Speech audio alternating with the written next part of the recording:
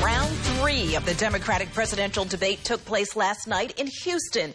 Few headlines came out of it, although Congressman Beto O'Rourke pledged to get rid of AK-15 assault-style weapons after a mass shooting in his home state of Texas. So, were there winners and losers? Fios 1 CJ Papa is on the Hofstra University campus with answers. CJ.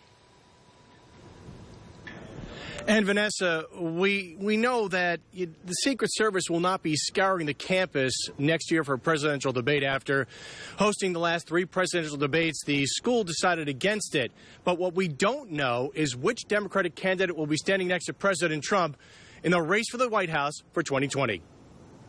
Professor Rosanna Perotti is a political science professor at Hofstra. She watched as the candidates went back and forth on gun violence, health care, and making Donald Trump a one-term president. It was obvious to the viewers that there was a common strategy, and that was to present to the voters who are looking for an alternative to the current president. It pit the frontrunners, Joe Biden, Elizabeth Warren, and Bernie Sanders, against the field.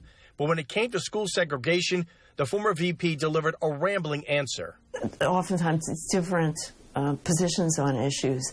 That's number one. And number two, he's an older person, and I think he has a hard time remembering something. Beto O'Rourke delivered a memorable line in reference to the Walmart shooting in his native El Paso, killing 22 people. Hell yes, we're going to take your AR-15, your AK-47. We're not going to allow it to be used against our fellow Americans anymore.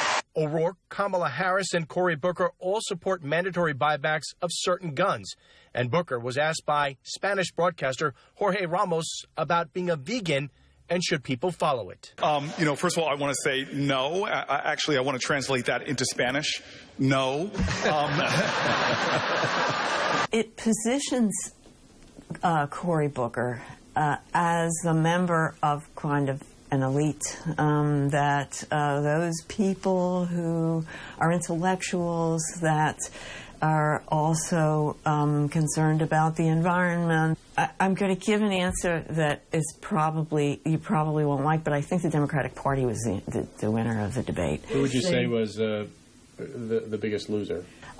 Without a doubt, the loser was Julian Castro. Come next year, Hofstra will not be in the rotation to host a presidential debate, ending a tradition that dates back 3 election cycles. This is not the only thing that we're good at, preparing for a presidential debate, although we are all extremely proud at our colleagues and how we all were able to prepare for the last 3.